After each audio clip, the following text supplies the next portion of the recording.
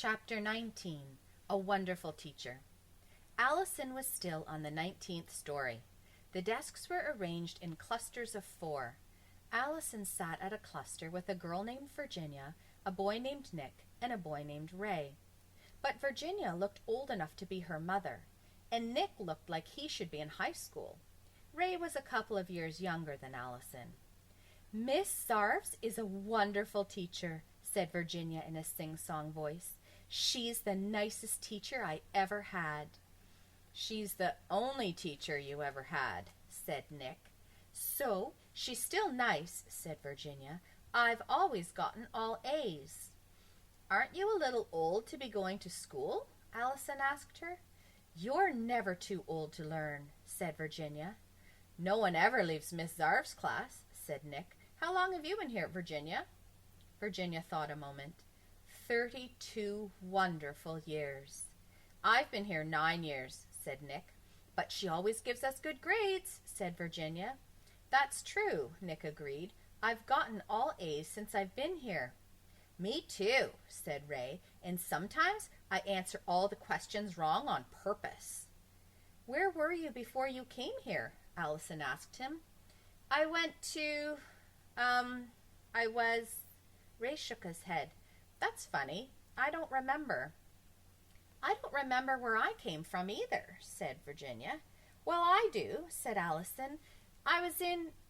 But suddenly she couldn't remember either. Then it came to her. Mrs. Jewell's class, and Rondi was in the class, and Jason and Dana and Todd. She named every member of the class, including all 3 Erics. She didn't want to forget where she came from. "If I forget where I came from, I might never get back," she thought. "Did you say there was a girl named BB Gunn?" asked Ray. "Yes," said Allison. "BB's a very good artist." "My last name is Gunn, too," said Ray. "I wonder if we're related."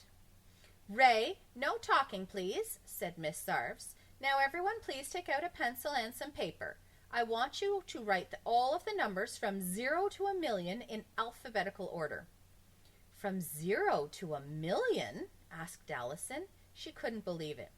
"Don't worry," said Virginia. "If you run out of paper, Miss Zarves has more in the closet." Allison stared at her in horror. "But it will take over 100 years," she said. "So?" asked Virginia. "What's your hurry?" Allison started to work. It was bad enough having to write down all the numbers from 0 to 1,000,000, but she couldn't imagine how she'd ever put them in alphabetical order. 1 came before 2, 3 came after 1 but before 2, 4 came before 1, 5 came before 4, 6 came after 1 but before 3. "Don't worry," said Virginia. "Even if you miss a few, Miss Zarves will give you an A when you finish." 7 came after 1 and before 6. 8 came first. Allison couldn't think of any number that would come before 8, so she wrote it down. She also knew 0 would come last, if she ever got that far. By then, she'd be older than Virginia. "I'll talk to Louis at recess," she thought. "He'll save me." "When's recess?" she asked. "There is no recess," said Ray. "We're not allowed out of the classroom." "But what about if you have to go to the bathroom?" "What's a bathroom?" asked Virginia. "We don't eat either," said Nick. "We just work all the time." "But we never have homework," Virginia said cheerfully.